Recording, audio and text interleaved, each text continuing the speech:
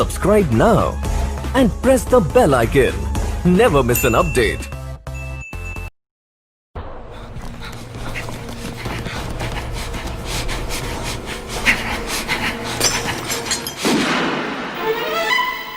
Sunday suspense শুধুমাত্র মির্চিতে।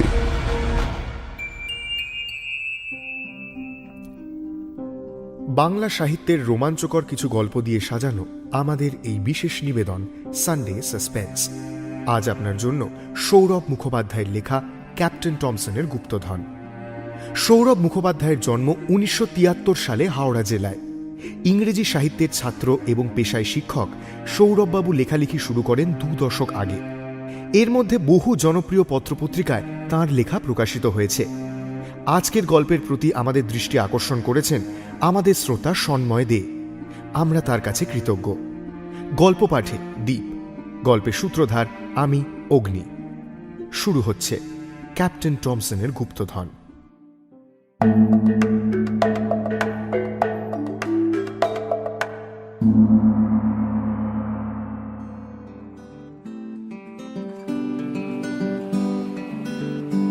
জাহাজের নাম গ্রিন অলিভ। পেরুর ক্যালওয়া বন্দরে ভিড়েছে সপ্তাহ 2 আগে। জিনিসপত্র সব খালাস হয়ে এখন দিব্যি সাফসুতরো।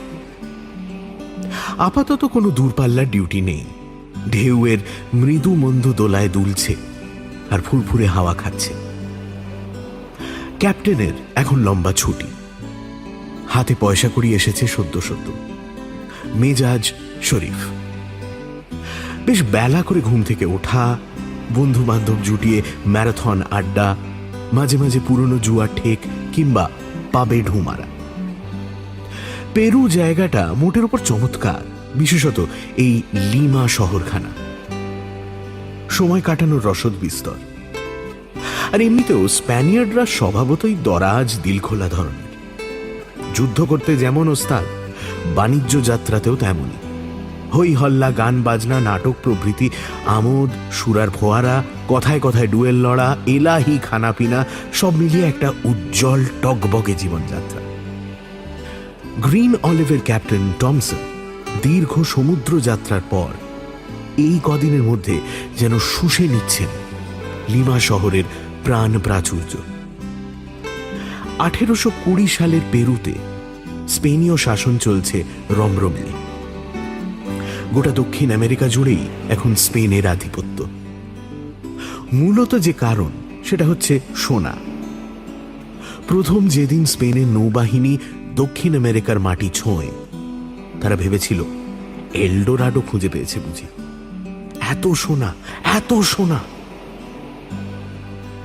ওয়েস্ট ইন্ডিজের অর্ধসভ্য উপজাতি অ্যাজটেক, মায়া, ইনকা এদের সংগ্রহে যত সোনার ভাণ্ডার ছিল, বাকি গোটা দুনিয়া জুড়েও অত পরিমাণ হবে কিনা সন্দেহ। কালো চামড়ার এইসব প্রাচীন উপজাতির লোকজনের নিত্য নৈমিত্তিক ব্যবহারের জিনিস বলতে যা কিছু সবই সোনার।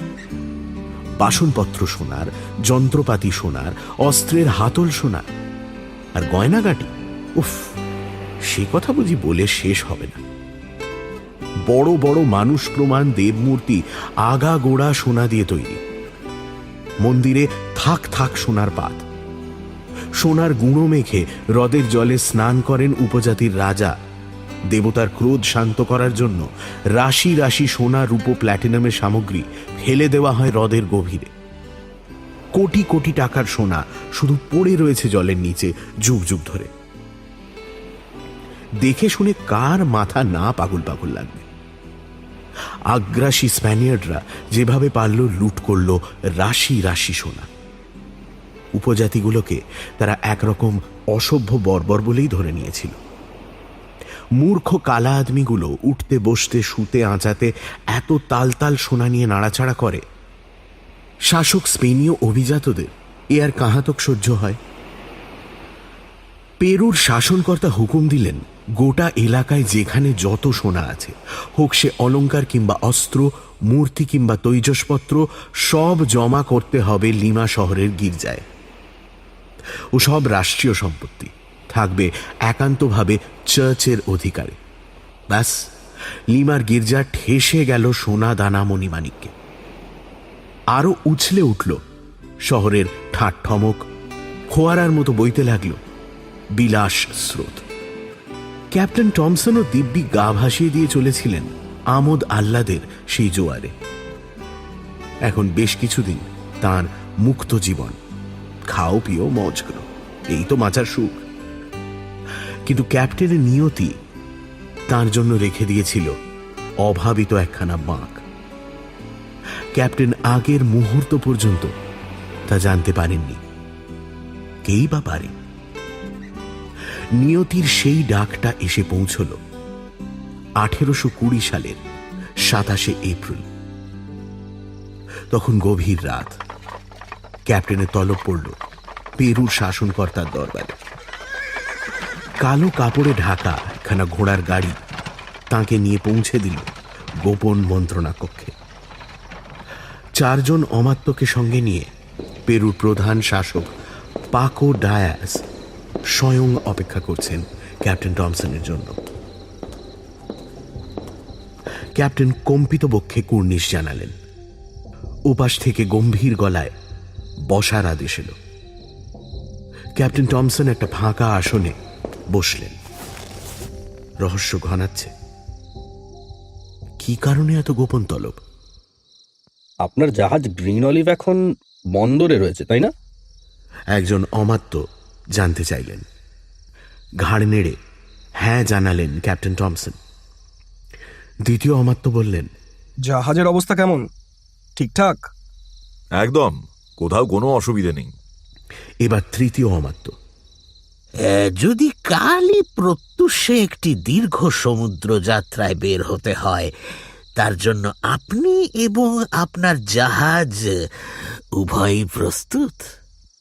কাল প্রত্যুষে ঢোক গিললেন ক্যাপ্টেন টমসন। মানে ঠিক স্পষ্টভাবে বুঝতে পারছি না। চতুর্থ অমাত্য শীতল কণ্ঠে বললেন, আমরা আপনার কাছে হ্যাঁ অথবা না সূচক একটি সঠিক উত্তর চাইছি। কাল প্রত্যুষে সমুদ্র যাত্রার জন্য আপনি সর্বতোভাবে প্রস্তুত কিনা একটি শব্দে জ্ঞাপন করুন। টমসন কয়েক সেকেন্ড চিন্তা করলেন। সম্ভবত এ কোনো রাজ পরিকল্পনা। এক্ষেত্রে হ্যাঁ বলাই বিচক্ষণতা হবে, বিশেষত যখন পাল্টা প্রশ্ন করার কোনো অবকাশই পাওয়া যাচ্ছে না। এই প্রকল্পের সঙ্গে জড়িত থাকলে ভবিষ্যতে শাসক দরবারে তাঁর প্রতিষ্ঠা লাভের সম্ভাবনা উজ্জ্বল। প্রত্যাখ্যান করার কোনো আপাত যুক্তিই নেই, কেবল একটি সংশয়ের কাঁটা। কত দূর যেতে হবে, কি কাজের সঙ্গে যুক্ত হতে হবে, কিচ্ছু জানা যাচ্ছে না। কতখানি বিপদসংকুল হতে পারে এই যাত্রা, সেটা না জেনেই সম্মতি দিতে হবে। শেষ পর্যন্ত খটকাটাকে ঝেড়েই ফেললেন ক্যাপ্টেন। নাবিকের জীবন মানেই তো অনিশ্চয়তা, পদে পদে ঝুঁকি। দিক চিহ্নহীন অকুল অতল দরিয়ায় ভেসে বেড়াচ্ছে যার রুজি, তার পক্ষে জানা বিপদ আর অজানা বিপদের ফারাক বেশি নয়। কি বা বেশি বিপর্যয় হবে? সেই একই সমুদ্র ঝঞ্ঝা, কিংবা হিমশৈল, কিংবা চোরা ঘূর্ণির টান, কিংবা জলদস্যু। যে কোনো পাড়িতেই তো এসব বিপদ জড়িয়েই থাকে। বরং রাজকার্যে জড়িত থাকলে অনেক ক্ষেত্রে সুরক্ষা বেশি মিলবে বই কম নয়। ক্যাপ্টেন টমসন ঘাড় নাড়লেন, স্পষ্ট গলায় বললেন, আমি রাজি। এতক্ষণে প্রবীণ শাসক ডায়াস কথা বললেন। আপনাকে একটা গোপন এবং চূড়ান্ত গুরুত্বপূর্ণ দায়িত্ব দেওয়া হচ্ছে ক্যাপ্টেন। কাল সূর্যোদয়ের পূর্বেই আপনাকে আপনার জাহাজ ছাড়তে হবে ক্যালবে বন্দর থেকে। যাত্রাপথের একটা মানচিত্র আপনি এখনই পেয়ে যাবেন। জাহাজের নির্বিঘ্ন চালনার জন্য যে মাঝি মাল্লাদের প্রয়োজন, সে সমস্ত পেরুর প্রশাসন থেকে সরবরাহ করা হবে। অন্যান্য দরকারি সামগ্রীও। আপনার দায়িত্ব হবে নির্ধারিত পথ দিয়ে নির্দিষ্ট গন্তব্যে জাহাজটিকে পৌঁছে দেওয়া। ডায়াস থামলেন। এবার প্রথম অমাত্য ক্যাপ্টেনের দিকে তাকিয়ে বললেন, আপনার কি কিছু জিজ্ঞাসা আছে ক্যাপ্টেন? অল্পই। 1. এই অভিযানের মধ্যে এতটা গোপনীয়তার কারণ কি? 2, জাহাজটিতে কি সামগ্রী বহন করা হবে? এই দুটি তথ্য ক্যাপ্টেন হিসেবে আমার জানা আবশ্যক। না হলে অভিযান চলাকালীন আমার অজ্ঞতাজনিত কারণে নানা ভ্রান্তি বিভ্রান্তির সম্ভাবনা রয়েছে। অমাত্যবর্গ মুখ চাওয়াচাওয়ি করলেন। টমসন দেখলেন তাঁরা সম্মতিসূচক ঘাড় নেড়ে শাসনকর্তার দিকে তাকাচ্ছেন। ডায়াজ একটি মৃদু ভ্রুভঙ্গিতে অনুমতি জানালেন। চতুর্থ অমাত্য ক্যাপ্টেনের দিকে তাকিয়ে বললেন, খুব সংক্ষেপে বলি, যে কোনো মুহূর্তে লিমার গির্জার ওপর একটা আক্রমণ হতে পারে। উপজাতির লোকেরা বিদ্রোহের পরিকল্পনা করছে বলে খবর আছে। ওদের মূল উদ্দেশ্য সমস্ত সোনা আবার কেড়ে নেওয়া। আমরা যুদ্ধের জন্য প্রস্তুত, কিন্তু এই উপদ্রবের হাত থেকে এই বিপুল ধনরাশিকে বাঁচানোর একটা বিকল্প পথও খোলা রাখা দরকার। তাই আপাতত জাহাজ ভর্তি করে লিমার চার্চের সমস্ত সম্পদ আমরা নিরাপদ দূরত্বে পাঠিয়ে দিচ্ছি, এবং চূড়ান্ত গোপনে, যাতে আমরা যদি গির্জাকে বাঁচাতে নিতান্ত অপারগও হই, এক তিল সোনাও ওদের হাতে না পড়ে। ক্যাপ্টেন টমসনের শরীরের সমস্ত রোম সূচের মতো খাড়া হয়ে উঠল। লিমা গির্জার সমস্ত ধন সম্পত্তি, তা দিয়ে যে সারা পৃথিবীটাই কিনে নেওয়া যায় বলে জনশ্রুতি। সেই অকল্পনীয় স্বর্ণ ভাণ্ডার গ্রিন অলিভ জাহাজের খোলবন্দি হয়ে সাগর পাড়ি দেবে। কি স্বপ্ন না বাস্তব? গলা শুকিয়ে আসছে ক্যাপ্টেনের। একটা ঢোক গিলতে চেষ্টা করে বললেন, কিন্তু হে মহামান্য, সময় তো আর মাত্র কয়েক ঘন্টা। এর মধ্যে কিভাবে ওই প্রভূত সম্পদ জাহাজে তোলা যাবে? যদি সূর্যোদয়ের আগেই বন্দর ছাড়তে হয়? সে ভার আমাদের। গোপন সুড়ঙ্গ পথে 300 শ্রমিক রাত্রির শেষের আগেই সমস্ত সম্পদ জাহাজে পৌঁছে দেবে। আপনি দ্রুত অকুস্থলে চলে যান, তত্ত্বাবধান শুরু করে দিন। মনে রাখবেন, এই প্রকল্পের গোপনীয়তা চূড়ান্ত পর্যায়ের। যে কোনো ধরনের অসতর্কতার শাস্তি মৃত্যু। জানি। ক্যাপ্টেনের ঠোঁটে এবার হাসি ফুটল। আশা করি আপনাদের নিযুক্ত মাঝি মাল্লারা এই সমস্ত গোপন তথ্য সম্পর্কে সম্পূর্ণ অন্ধকারেই থাকবে। নিঃসন্দেহে। জাহাজ সম্পদে পূর্ণ হওয়ার পর 2 রাজপ্রতিনিধি কোষদ্বারে তালা লাগাবেন এবং শিলমোহর দেবেন। তারপর মাল্লাদের জাহাজে প্রবেশ করানো হবে, তার আগে নয়। প্রতিনিধিরা কি পুরো পথটা জাহাজেই থাকবেন আমার সঙ্গে সঙ্গে? অবশ্যই। এককভাবে একজন ক্যাপ্টেনের কাঁধে কি এই রাজকীয় সম্পত্তির ভার ছাড়া যায়? রাজপ্রতিনিধিরা এই সম্পদের পূর্ণ দায়িত্বে থাকবেন, তাদের সঙ্গে রক্ষীরাও যাবে। আপনার কাজ জাহাজটিকে সঠিকভাবে পরিচালনা করে গন্তব্যে পৌঁছানো, এর অধিক কিচ্ছু নয়।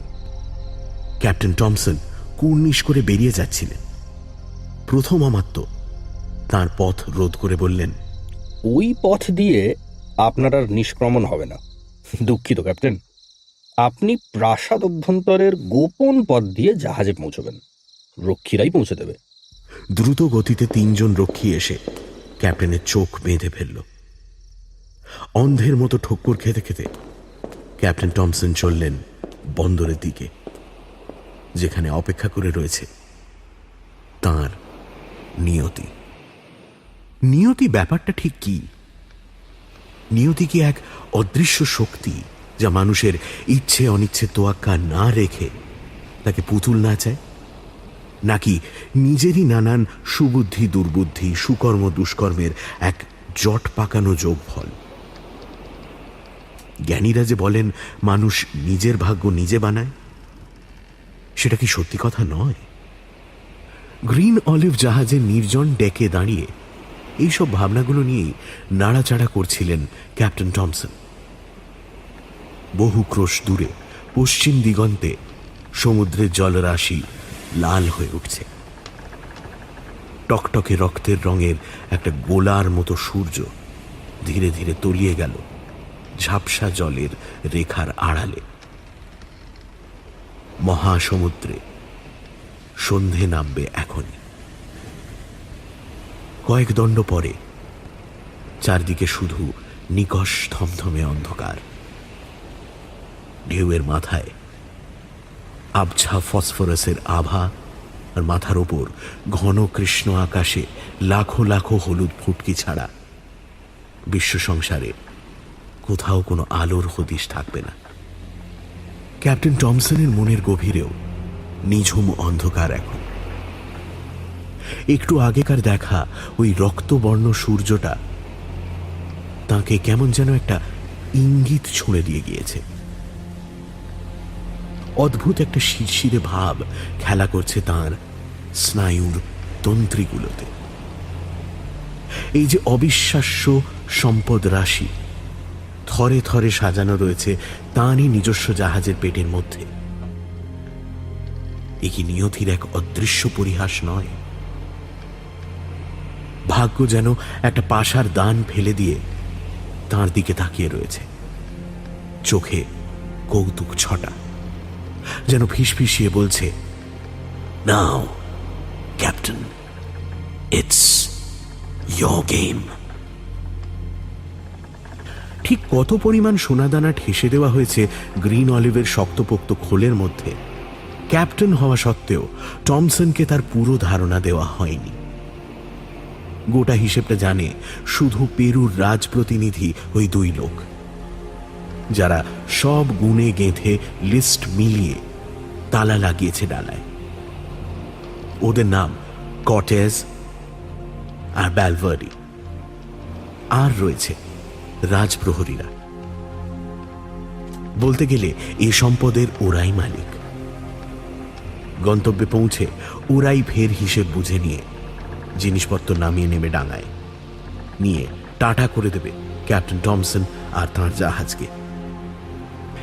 এই পুরো ছবিটাতে তাঁর ভূমিকা শুধু চিনির বলদের, ভারবাহী কিন্তু নিষ্ক্রিয়, নির্বোধ, শুধু ম্যাপ দেখে জাহাজ চালিয়ে যাওয়া, এইটুকু তাঁর কাজ। ক্যাপ্টেনের চিবুক কঠিন হয়ে উঠল। শক্ত করে রেলিংয়ের হাতল চেপে ধরে দূরের ঘনিয়ে আসা রক্তিম অন্ধকারের দিকে তাকিয়ে রইলেন অনেকক্ষণ। মনের মধ্যেও ওই রকম একটা কালো ছায়া কুণ্ডলি বাঁকিয়ে উঠছে। রাত গভীর হল। ক্যাপ্টেন টমসন ডেক থেকে নেমে জাহাজের একটা কেবিনের দরজায় টোকা দিলেন। রাজপ্রতিনিধিরা এই কেবিনেই রয়েছেন। রক্ষীদের থাকার জায়গা বেশ কিছুটা দূরে। দরজা খুললেন ব্যালভার্ডি। ক্যাপ্টেন যে কি ব্যাপার ক্যাপ্টেন, বলুন, আসুন মহোদয়, কিভাবে আসুন। দরাজ হেসে টমসন বললেন, আরে আপনারা কি এর মধ্যেই ঘুমোতে শুরু করলেন নাকি? আমার তো বেদম একঘেয়ে লাগছিল, ভাবলাম আপনাদের সঙ্গে দুপাত্তর খেয়ে একটু চাঙ্গা হওয়া যাক। রাজপ্রতিনিধিরা সানন্দে অভ্যর্থনা জানালেন ক্যাপ্টেনকে। উষ্ণ পানীয়ের পাত্র ভর্তি এবং খালি হতে লাগল বারবার। টমসন দারুণ ফুর্তিবাজ লোক, হা হা করে হাসেন অন্যদের হাসানো। আসর জমে গেল শিগগিরই। কর্টেজ আর ব্যালভার্ডির ইতিমধ্যেই একটু নেশা চড়ে গিয়েছে। কথাবার্তা ঈষৎ অসংলগ্ন।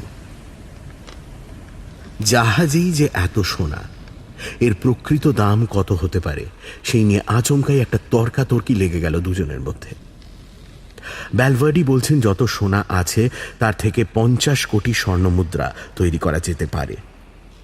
কর্টেজ প্রবল বেগে মাথা নাড়েন, বড় জোর 4-5 কোটি হবে, তার বেশি নয়। ব্যালভার্ডি রেগে ওঠেন, একের পর এক গোপনতম খবর ফাঁস করে দিতে থাকেন। আরে ধুর, জানো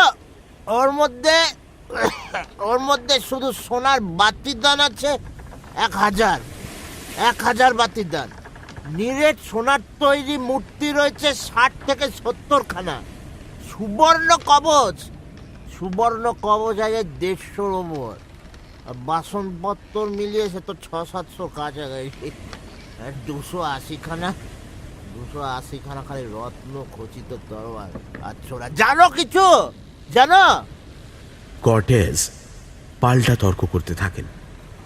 50 কোটি সোনা একটা জাহাজের মধ্যে তুই মাতাল হয়ে গেছিস? হ্যাঁ, 5-10 কোটির বেশি হতেই পারে না। আর 50 কোটি সোনা জীবনে কোনোদিন দেখেছিস এত সোনা? তুই আজে বাজে কথা বলছিস, মাতাল সারা।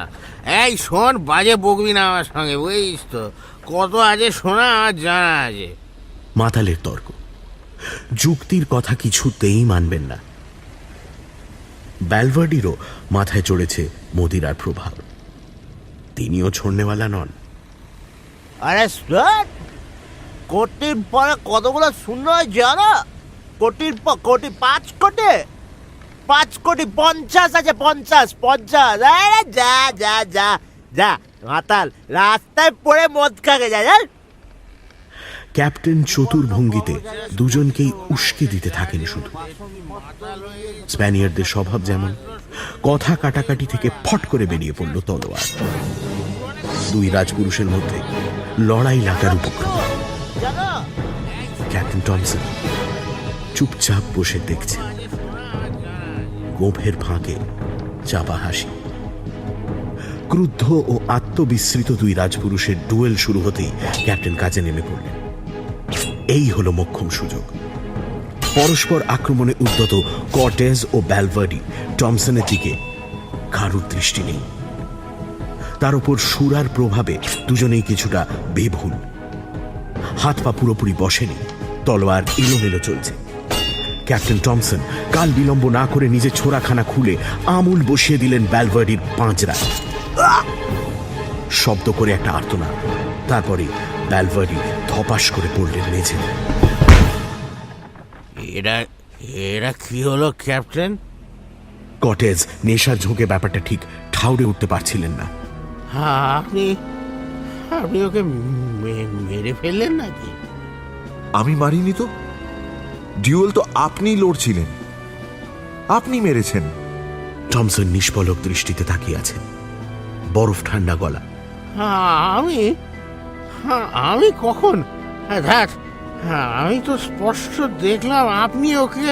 কটেজ তোতলাচ্ছেন তখন, মাথার ঝিমটা কাটিয়ে বেরোতে চাইছেন। একদম ভুল মহামান্য কটেস, আপনি হত্যা করেছেন ব্যালভার্ডি মহোদয়কে, এবং মৃত্যুর আগের মুহূর্তে উনি তার শোধও নিয়েছেন। ক্যাপ্টেন টমসন এক পা এগিয়ে এসে প্রায় ফিস ফিস করে বললেন কথাগুলো। শোধ নিয়েছেন? কিভাবে? এই যে এইভাবে।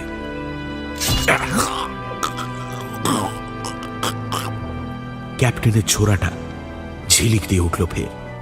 মুহূর্তের মধ্যে কণ্ঠনালীটা দুটুকরো হয়ে গেল কটেজে। একটা ঘড় ঘড় শব্দ বেরোলো শুধু। তারপর এক পুকুর রক্তের মধ্যে হাঁটু গেড়ে বসে পড়লেন রাজপ্রতিনিধি। 3-4 সেকেন্ড পরেই মুখটা মেঝের উপর থুবড়ে পড়ল। কাঁপতে কাঁপতে শরীরটা স্থির হয়ে গেল শিগগিরই। দুটো রক্তাক্ত মৃতদেহের দিকে কয়েক মুহূর্ত তাকিয়ে রইলেন টমসন। নিজের ছোড়াটার রক্ত মুছে খাবে ভরলেন। তারপর চিৎকার করতে করতে কেবিন থেকে বেরিয়ে এলেন। রক্ষী, রক্ষী, তাড়াতাড়ি এসো, সর্বনাশ হয়ে গিয়েছে, রক্ষী! রক্ষীদের কক্ষে শোরগোল পড়ে গেল। দৌড়ে এসে তারা দেখল হাড়হিম করা দৃশ্য। দুজনের হাতেই খোলা তলোয়ার, রক্তের স্রোত গড়িয়ে চলেছে কেবিনের মেঝেতে। নিথর পড়ে রয়েছেন দুই রাজপুরুষ, টেবিলে সুরাপাত্র।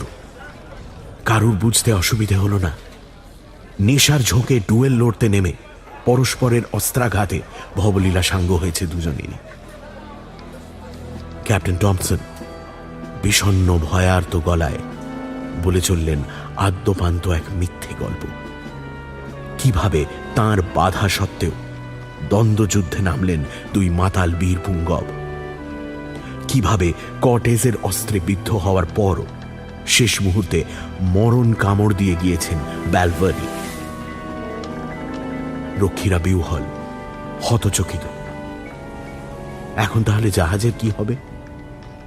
এত ধনরত্ন কি আবার হবে? ম্যাপ রয়েছে আমার কাছে, গন্তব্যে পৌঁছে দেওয়ার দায়িত্বে রয়েছে আমি। জাহাজ নিরাপদেই পৌঁছবে। পৌঁছানোর পর আমরা এই দুর্ঘটনার কথা সবিস্তারে জানাবো কর্তৃপক্ষকে। এখন এই মৃতদেহ দুটো সমুদ্রে ভাসিয়ে দেওয়া ছাড়া আর তো কোনো গতি নেই। গম্ভীর গলায় সমগ্র পরিস্থিতিটার কর্তৃত্ব নিলেন ক্যাপ্টেন টমসন। তাই করা হলো। প্রশান্ত মহাসাগরের জলে দুবার ঝোপঝাপ শব্দ উঠল। কটেজ ও ব্যালভার্ডি চিহ্ন রইল না আর। ক্যাপ্টেনের নির্দেশে ধুয়ে মুছে সাফ করে দেওয়া হলো রক্ত ভেজা কেবিন। বিমূঢ় রক্ষীরা নিজেদের আস্তানায় সিঁড়িয়ে গেল আবার। ক্যাপ্টেন টমসন তাদের হতবুদ্ধি দশাটা কাটিয়ে তুলতে এক পিপে উৎকৃষ্ট পানীয় পাঠিয়ে দিলেন, সঙ্গে মশলাদার তুলতুলে মাংস প্রচুর পরিমাণে। রক্ষীদের মন প্রফুল্ল হল। গোটা দলটাই খেলো আকণ্ঠ। তারপর অবশ হয়ে গেল প্রত্যেকে। কথা জড়িয়ে এলো, চোখে অন্ধকার দেখল সকলে। দু একজন গোঙানির সুরে বলার চেষ্টা করল,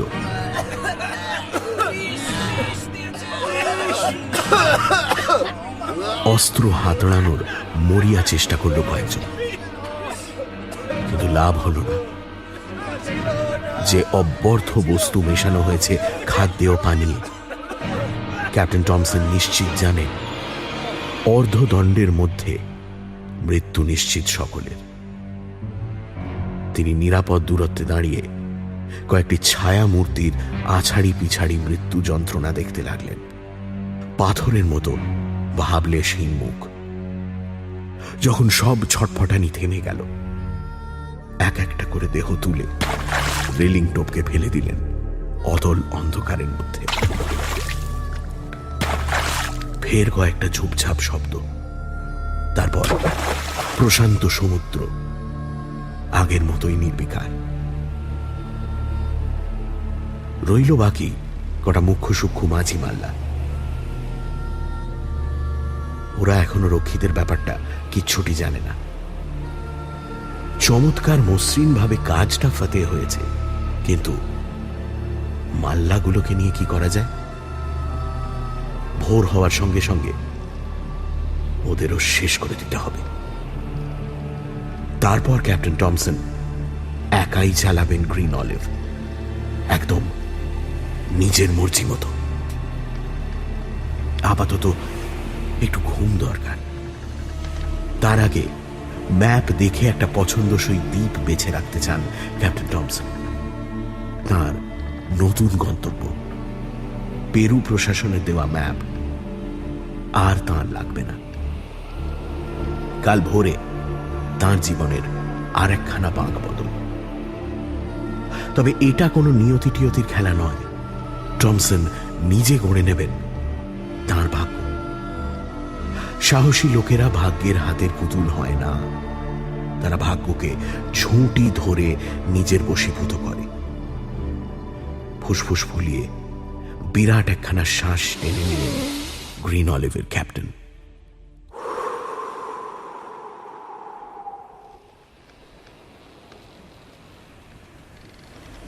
নীল সমুদ্রের মধ্যে ছোট্ট একটা ফুটকি। একদিকে গ্যালাপাগোস দ্বীপপুঞ্জ, অন্যদিকে কস্টারিকা। এই দুইয়ের ঠিক মাঝামাঝি পাথুরে তটভূমির ওপর অবিশ্রান্ত আছড়ে পড়ছে ঢেউয়ের ফেনা। তীর থেকে কয়েকশো গজ হাঁটলেই ঘন জঙ্গল শুরু। সভ্য মানুষের পা পড়েনি এখনো এখানে। কোনো বন্য আদিবাসীদেরও ডেরা নেই এদেশে। শুধু আরণ্যক প্রাণী, সরীসৃপ, পাখি আর কীটপতঙ্গের রাজত্ব। এত খাড়াভাবে রোদ পড়ে এখানে, মানুষের পক্ষে টেকা দায়। যদিও বা এসে পড়ে কোনো পথ হারানো অভিযাত্রীর দল, দুদণ্ডের মধ্যেই পালাই পালাই করবে অবধারিতভাবে। প্রশান্ত মহাসাগরের মাঝখানে একদম বিচ্ছিন্ন দাঁড়িয়ে থাকা এই পাণ্ডব বর্জিত ছোট্ট দ্বীপ, যার নাম কোকোস। 1 মে 1820 গ্রিন অলিভ জাহাজ এসে নোঙর করল কোকোস দ্বীপের গা ঘেঁষে। জাহাজে যাত্রী বলতে একজন, কর্ণধার টমসন সাহেব স্বয়ং। একাই চালিয়ে এসেছেন কয়েক ক্রোশ পথ। তার আগে খতম করতে হয়েছে সব মাঝি মাল্লাকে। মৃতদেহগুলো ফেলতে ফেলতে এসেছেন সমুদ্রে। নিরীহ অপ্রস্তুত লোকগুলো প্রতিরোধের কোনো সুযোগই পায়নি। শেষ যে বুড়ো লোকটা, সে খুব হাতে পায়ে ধরেছিল ক্যাপ্টেনের, প্রাণ ভিক্ষা চেয়েছিল। না, টমসনের হাত কাঁপেনি তাতে। সাক্ষীর কাঁটা সমূলে নিকেশ না করলে পস্তাতে হয়, তিনি জানেন। তাঁর অস্ত্র অমোঘভাবেই নেমে এসেছিল। এখন ক্যাপ্টেন টমসন একা, নিষ্কণ্টক। এখন দুটো কাজ। প্রথমটা হলো এই জাহাজ ঠাসা বিপুল ধনভাণ্ডার পরিপাটিভাবে এই দ্বীপের কোথাও লুকিয়ে রাখা। দ্বিতীয় কাজ, খালি জাহাজটাকে নিপুণভাবে মাঝ সমুদ্রে নিয়ে গিয়ে ডুবিয়ে দেওয়া। রসদ টসদ সমেত একটা ভালো দেখে ডিঙি অবশ্য ভাসিয়ে নিতে হবে আগে ভাগে। জাহাজ ডুবির পর ওই ডিঙিতেই তো তিনি পথ হাতড়ে ফিরবেন। করুণ সুরে উদ্ধারকারীদের কাছে বিবরণ দেবেন কিভাবে প্রচণ্ড ঝড়ের মুখে পড়ে তাঁর পথভ্রষ্ট জাহাজ সব লোকলস্কর সমেত ডুবে গেল। এক কোণা সোনাও বাঁচাতে পারা গেল না। পরিকল্পনাটার কথা ভাবতে ভাবতে আবার ক্যাপ্টেনের গম্ভীর ফাঁকে চতুর হাসি ফুটে উঠল। ডেকের সিঁড়ি বেয়ে তিনি নিচের দিকে পা বাড়ালেন। ঝলসে দেওয়া রোদ্দুর মাথায় নিয়ে কোকোস দ্বীপের পাথুরে জমিতে পা রাখলেন টমসন। দ্বীপটা একটু ঘুরে দেখা দরকার। একটু দূরেই জঙ্গল, আরো দূরে দুটো পাহাড়ের মাথা দেখা যাচ্ছে। একটা জুৎসই জায়গা আগে খুঁজে বের করা চাই। পাহাড়ের গুহা হলেই সবচেয়ে ভালো হয়, কারণ মাটি খুঁড়ে যদি ওই জাহাজ ভর্তি স্বর্ণভাণ্ডার লুকোতে হয়, বিরাট গভীর গর্ত বানানোর প্রয়োজন। একা হাতে অত বড় গাড্ডা খুঁড়তে যাওয়া প্রচুর সময় ও শ্রম সাপেক্ষ। তার উপর জাহাজ থেকে অত পেটিকা সমেত ওই ধনরত্নের রাশি বয়ে আনতেও মেহনত কম হবে না। তার চেয়ে কোনো গুহার মধ্যে ঠেসে দিয়ে পাথর মাটি দিয়ে মুখখানা বুঝিয়ে দেওয়া অনেক সুবিধের কাজ। শুধু একটা স্পষ্ট চিহ্ন রেখে যেতে হবে। লোকচক্ষুর অগোচরে তাকে তো আসতে হবে বারবারই এই নির্জন দ্বীপে। এই দ্বীপই হয়ে উঠবে তাঁর নিজস্ব কোষাগার। অল্প অল্প করে নিয়ে যাবেন, যাতে লোকের সন্দেহ না হয়। জঙ্গল ঢেলে এগোতে এগোতে মনোমতো একটা গুপ্ত স্থান পেয়েও গেলেন ক্যাপ্টেন সাহেব। এখানেই প্রথম পাহাড়টা শুরু হয়েছে। ঘন দুর্ভেদ্য বন হঠাৎ করেই যেন একটু পাতলা হয়ে পাথরগুলোকে জায়গা ছেড়ে দিয়েছে। উঁচু উঁচু গাছের বদলে জংলা ঝোপঝাড় আর লতারি প্রাধান্য এই জায়গাটায়। পাহাড়টাও দেখতে বেশ অদ্ভুত, যেন একটা মুঠো করা হাত। সেখান থেকে একটা তর্জনী খাড়া উঠে গিয়ে আকাশ মুখে দিক নির্দেশ করছে। প্রকৃতির খেয়ালি স্থাপত্য।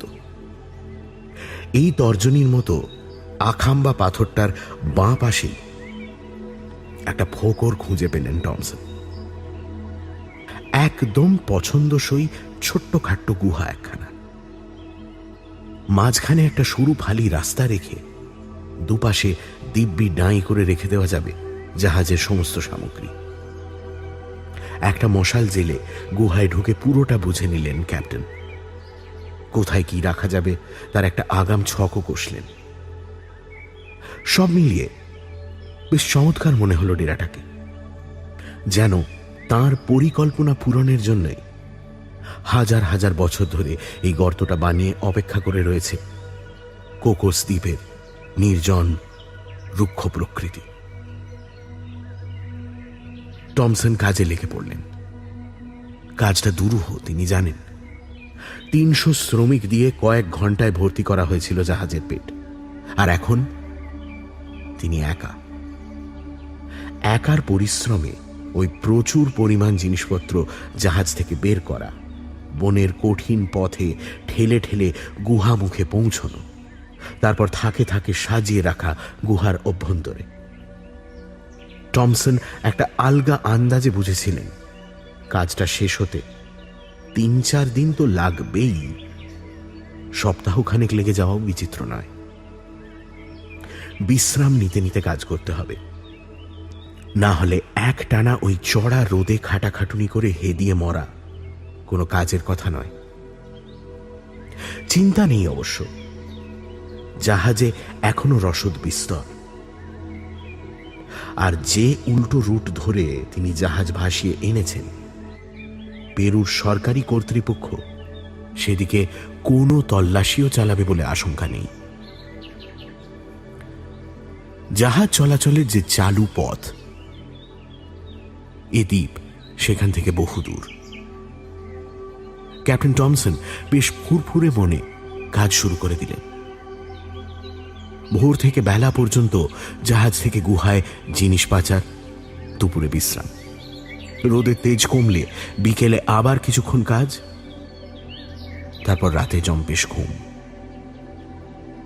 কাকপক্ষীটিও টের পেল না জনমানব শূন্য রোদে পোড়া কোকোস দ্বীপ কিভাবে হয়ে উঠছে দুনিয়ার সবচেয়ে সেরা ধনভাণ্ডার। ঠিক 5 দিনের মাথায় বড় একটা পাথরের চাঙড় গড়িয়ে এনে রত্নগুহার মুখ বন্ধ করে দিলেন ক্যাপ্টেন টমসন।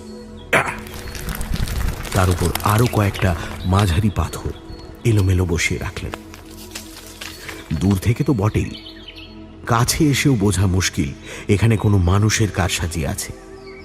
যেন নিছক প্রাকৃতিক বিন্যাসে পড়ে থাকা পাথরের চাই, পিছনে কোনো গুহার নামগন্ধও নেই।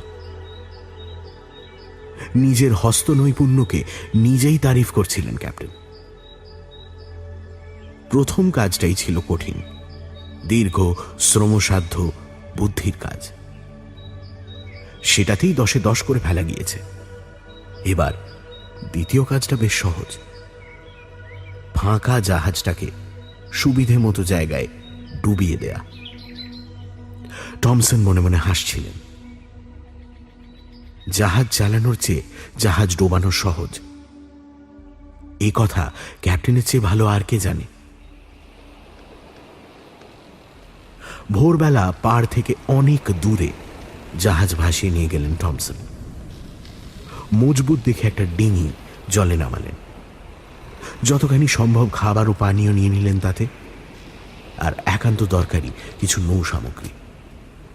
তারপর জাহাজের একদম নিচের তক্তাগুলো একের পর এক আলগা করে দিতে লাগলেন। হু হু করে জল ঢুকছে খোলের মধ্যে। ক্যাপ্টেন টমসন একটু উঁচুতে দাঁড়িয়ে নিষ্পলক দৃষ্টিতে দেখতে লাগলেন সেই তীব্র বেগে তোলপাড়। তারপর জাহাজটা একটু ট্যারচা হয়ে গেল একসঙ্গে।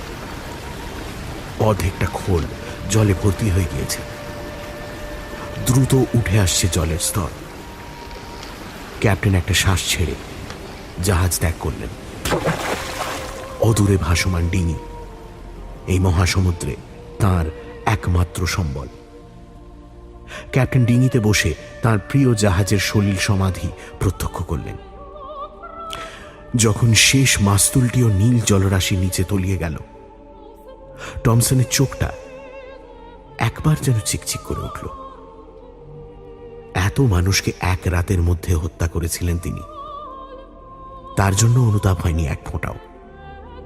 কিন্তু আজ বহুদিনের এই জাহাজটাকে চোখের সামনে ডুবতে দেখে একটা অবুঝ ব্যথা চিনচিনিয়ে উঠছে বুকের মধ্যে। জাহাজের সঙ্গে নাবিকের নাড়ির টান এই রকমই হয় বুঝি। দিকচিহ্নহীন প্রশান্ত মহাসাগরের দাঁড় বেয়ে বেয়ে উত্তর দিকে এগোতে লাগলেন এই মাত্র ডুবে যাওয়া গ্রিন অলিভ জাহাজের ক্যাপ্টেন। সূর্য তখন মধ্য গগনে। দাঁড় টানতে টানতে ক্যাপ্টেন টমসনের হঠাৎ চোখে পড়ল পূর্ব দিগন্তে ছোট্ট একটা কালো ফুটকি, খুবই ছোট্ট কিন্তু স্পষ্ট, চোখের ভুল নয়। এই ফুটকির অর্থ যে কোনো নাবিক বোঝে, একটা জাহাজ। ব্যাস, আর চিন্তা নেই। ক্যাপ্টেন উত্তর মুখর বদলে ডিঙি পূর্ব দিকে ঘুরিয়ে প্রাণপণে দাঁড় টানতে লাগলেন। ওই জাহাজই তাকে উদ্ধার করবে। সমুদ্রের অলিখিত নিয়ম, অসহায় এবং উদ্ধার প্রার্থী কোনো ভাসমান নাবিককে কোনো জাহাজ না তুলে পারবে না, বিশেষ করে তিনি নিজেই যে একটি ডুবে যাওয়া জাহাজের ক্যাপ্টেন। হুররে বলে চিৎকার করে উঠলেন টমসন আর জোরে জোরে লাল পতাকা নাড়তে লাগলেন।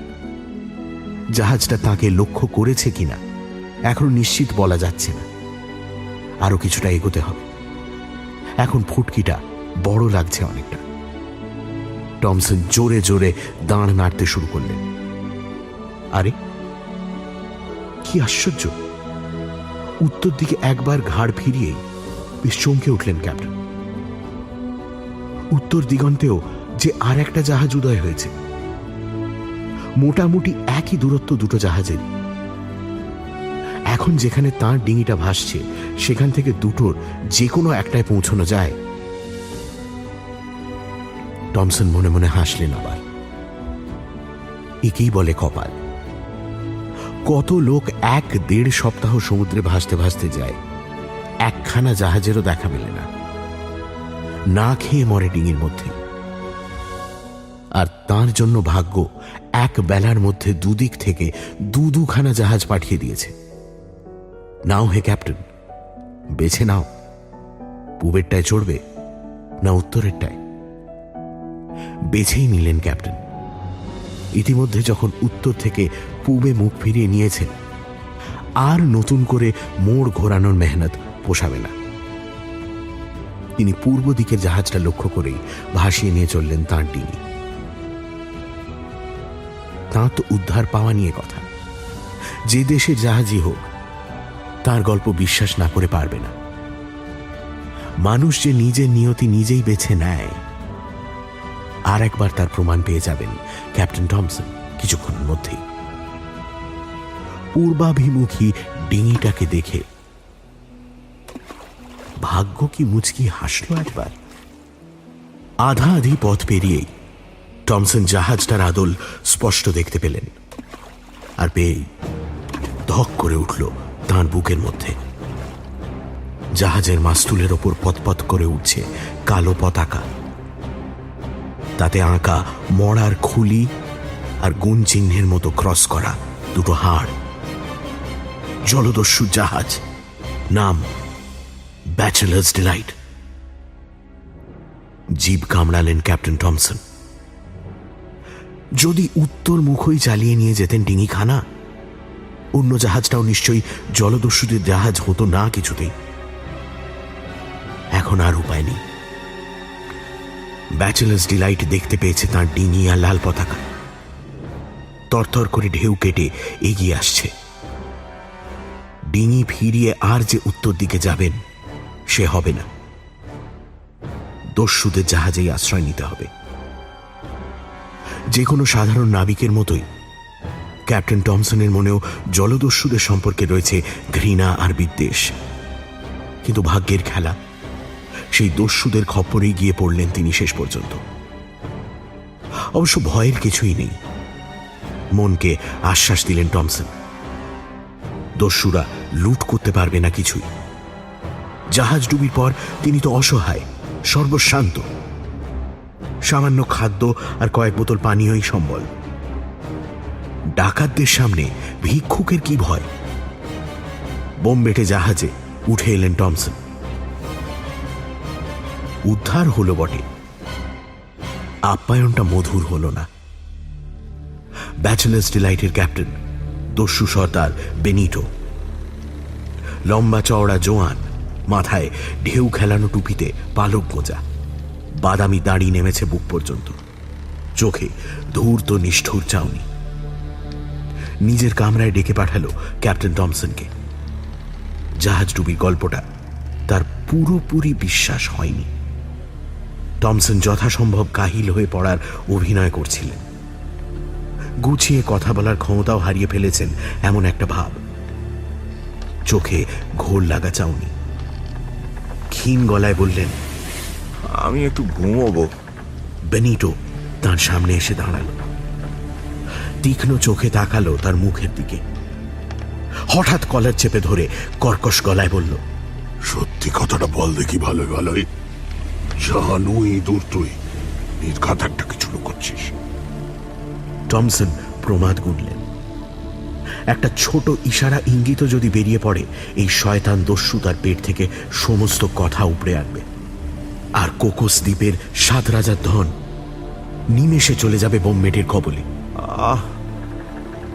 আমি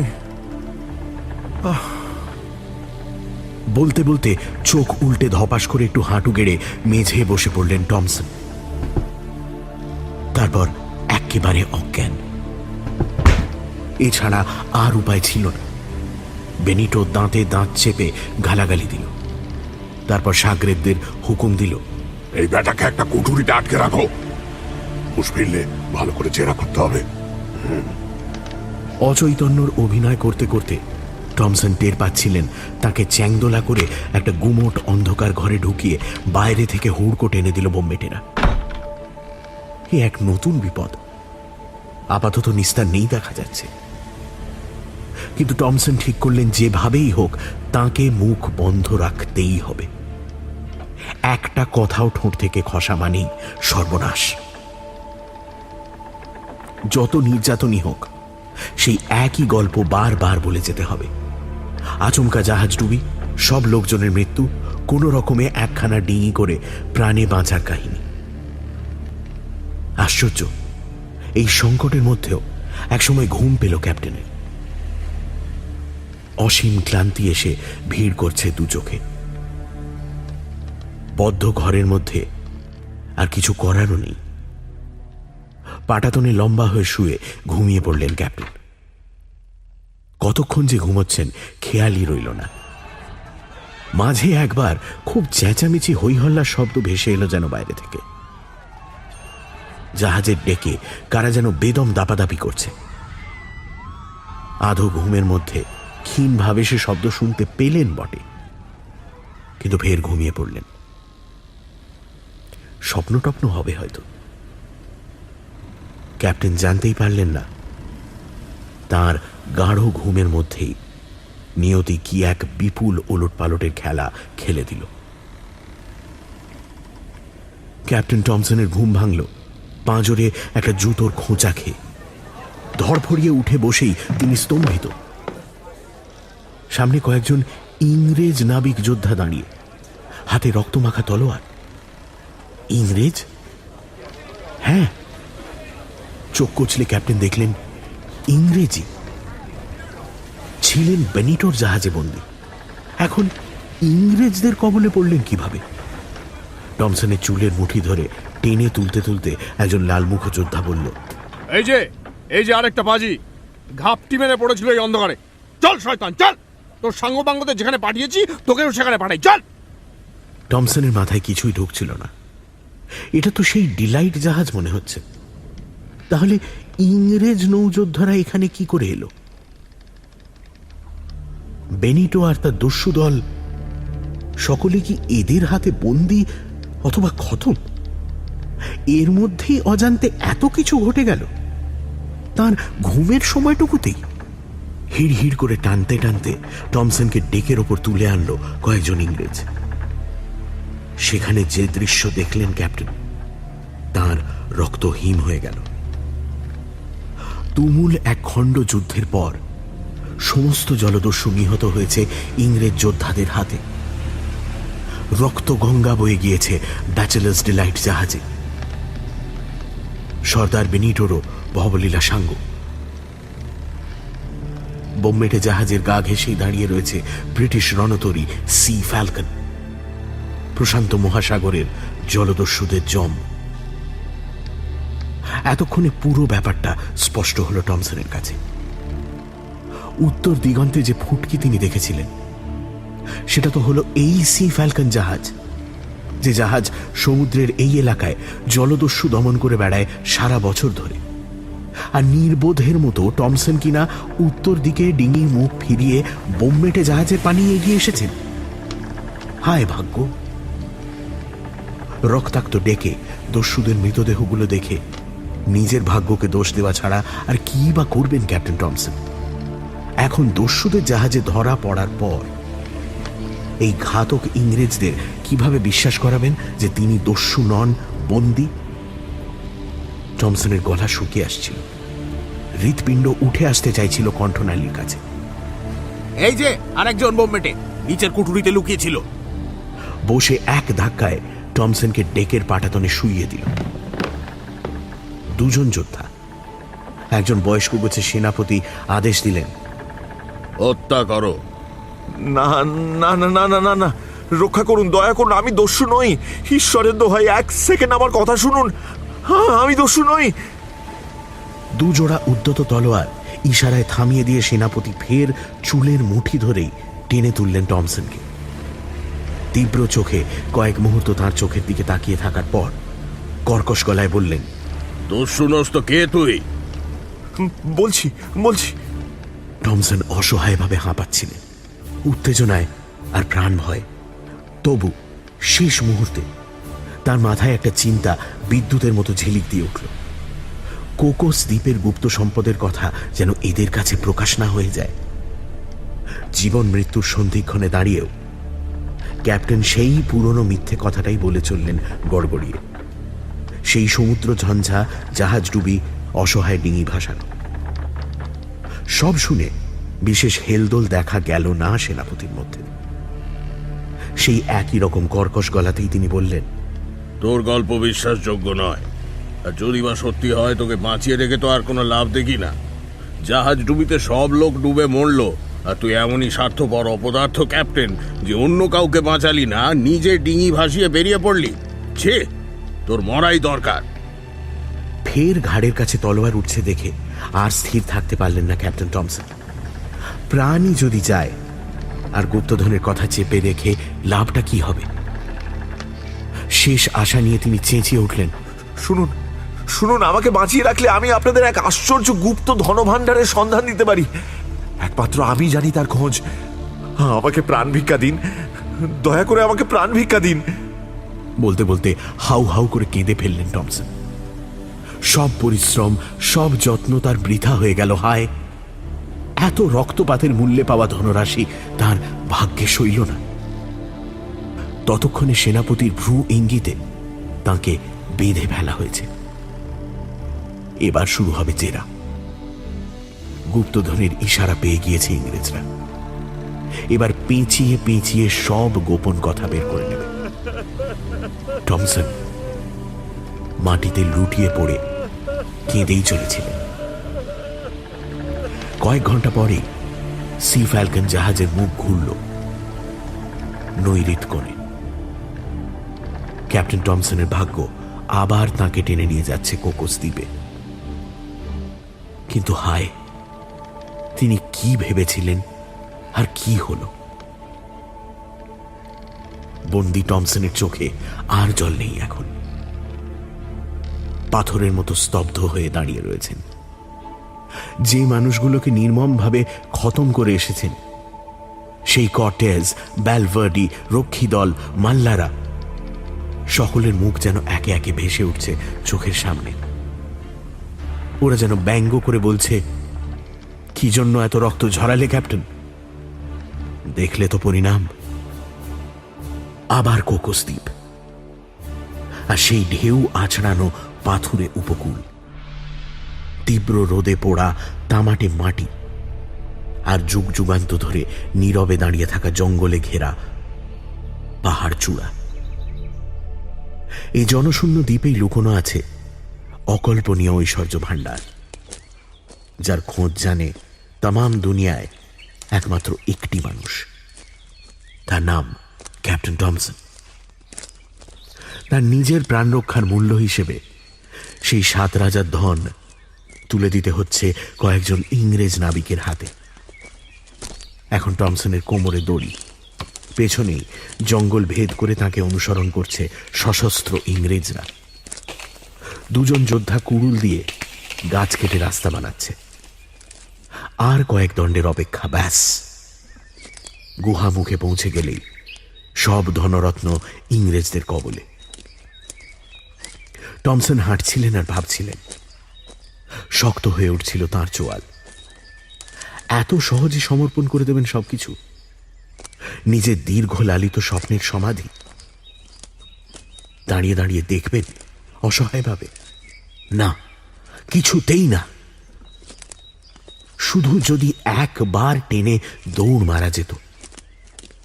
এই জঙ্গলের মধ্যে ছড়িয়ে পড়া পাথর চাই আর পাহাড়ের ফাটলের পেছনে নিমেষের মধ্যে আত্মগোপন করার বিস্তর জায়গা আছে। টমসন নিশ্চিত জানেন, একবার ওদের চোখের আড়াল হতে পারলে ওরা এই দ্বীপে কিছুতেই তাকে তল্লাশ করে উঠতে পারবে না। গত 5-6 দিন ধরে এখানকার আনাচ কানাচ তার জানা হয়ে গিয়েছে, আর ওরা একদম আনকোরা। তাকে না পেলে গুপ্তধন খুঁজে পাওয়াও ওদের পক্ষে অসম্ভব। টমসন জঙ্গলের মধ্যে হাঁটতে হাঁটতে আচমকা শুয়ে পড়লেন। প্রচন্ড পেট ব্যথা, মুখ বেঁকে যাচ্ছে যন্ত্রণায়, চোখ ঠিকরে বেরিয়ে আসছে। ইংরেজরা খুব বিরক্ত। 2-4টে গালাগালি দিল, বুটের ঠক্কর দিল পিঠে, তারপর হাল ছেড়ে দিয়ে নিজেরাও ছড়িয়ে ছিটিয়ে একটু জিরোতে বসল। হোক, আগে একটু সুস্থ হোক হতভাগা, তারপর ফের হাঁটানো যাবে। মরে টরে গেলে গুপ্তধনের হদিশ দেবে কে? যন্ত্রণায় কুণ্ডুলি পাক খেতে খেতেই জুতোর সোল থেকে ছোট্ট ধারালো ছুরিটা হাত সাফাই করে নিয়েছেন টমসন। হাতের মধ্যে সেটাকে নিয়ে চতুর কৌশলে কটা পোঁচ দিলেন কোমরের দড়িতে। ভাবখানা এমন যেন তলপেটে হাত বোলাচ্ছে। দড়িটা 2 টুকরো হতে সময় নিল না। মিটমিট করে চারপাশের পরিস্থিতিটা বুঝে নিয়ে তড়াক করে লাফিয়ে উঠলেন ক্যাপ্টেন। তারপর নিমেষের মধ্যে মারলেন 3 লাফ।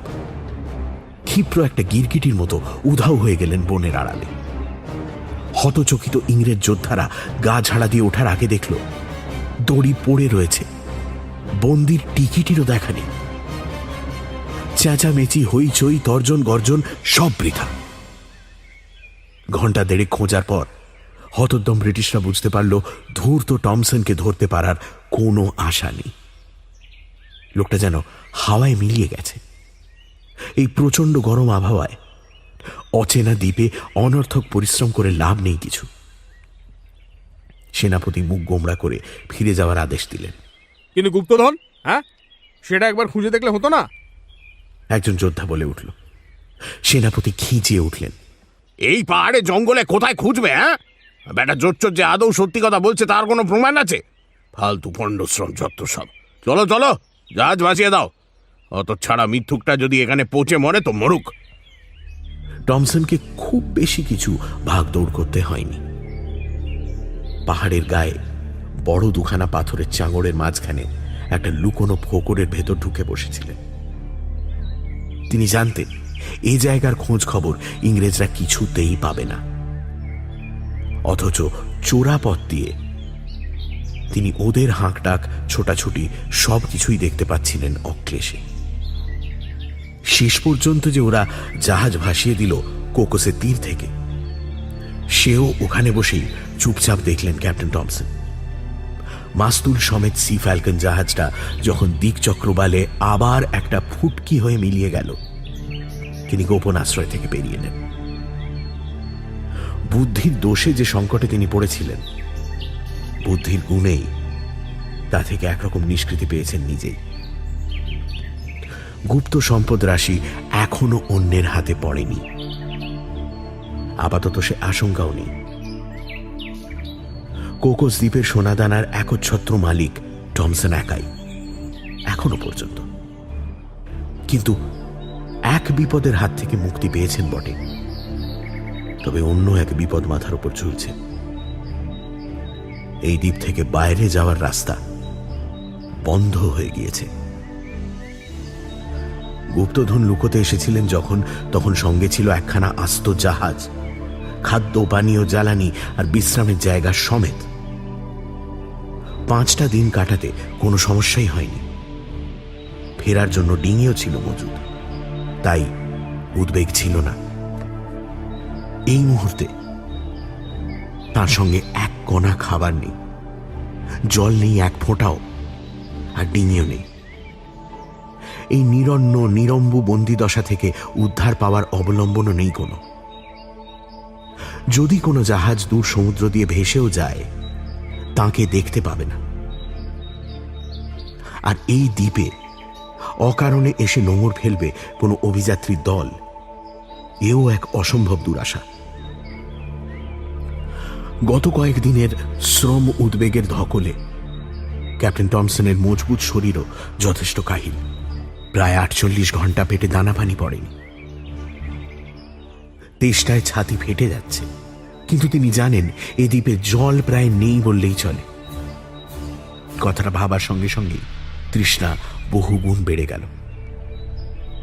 মাথার উপর আগুনে সূর্য শরীরের সব রক্ত শুষে নিচ্ছে বুঝি। টমসনের মনে হলো বেশিক্ষণ দাঁড়িয়ে থাকতে পারবেন না। গা হাত পা টলছে। পাথরের খাঁজে পা রেখে নেমে আসার চেষ্টা করলেন। শরীর নিজের বশে নেই। তার উপর অজানা ভবিষ্যতের আতঙ্ক চেপে বসায়, মনটাও অস্থির। বেটক্কা একটা আলগা পাথরের উপর পা পড়ে গেল। পরের মুহূর্তেই পাথর সমেত হুড়মুড়িয়ে প্রায় 20-22 ফুট নিচে আছড়ে পড়লেন ক্যাপ্টেন। একটা মাঝারি মাপের পাথর তার বাঁ পায়ের পাতাটাকে থেতলে দিয়ে আরো ঢালুতে গড়িয়ে গেল। তীব্র যন্ত্রণা আর সহ্যের ক্ষমতা নেই টমসনের। তিনি জ্ঞান হারালেন। গোটা একটা রাত অজ্ঞান পড়ে রইলেন টমসন। চেতনা ফিরল যখন, পাহাড়ের পাদদেশে ভোরের প্রথম আলো এসে পড়েছে। নীল সমুদ্রের জলে লক্ষ সোনালি ঢেউ। টমসন উঠে বসার চেষ্টা করলেন, আর সঙ্গে সঙ্গে তার মুখ দিয়ে একটা কাতরানোর শব্দ বেরিয়ে এলো। বাঁ পাটা নাড়তে গেলেই শিরাতে, স্নায়ুতে অসম্ভব একটা এফোঁড় ওফোঁড় ব্যথা ঝলসে উঠছে।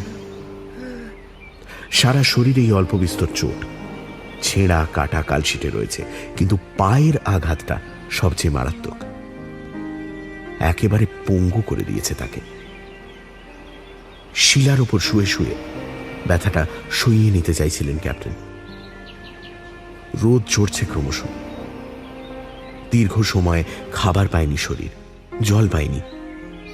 আর কিছুক্ষণ এভাবে থাকলে আবার চেতনা লোপ পাবে। সে ঘুম আর ভাঙবে না। শেষ পর্যন্ত এই রুক্ষ দ্বীপের পাথরের ফাঁকে ফাঁকে পড়ে থাকবে তার হাড়গোড়। কথাটা যতবার ভাবলেন, শিরদাঁড়া দিয়ে হিমস্রোত বয়ে গেল। এই রত্নগুহার অশরীরী পাহারাদার হয়ে, যক্ষ হয়ে এই পাহাড়ে জঙ্গলে ঘুরে বেড়ানোই কি তার বিধিলিপি?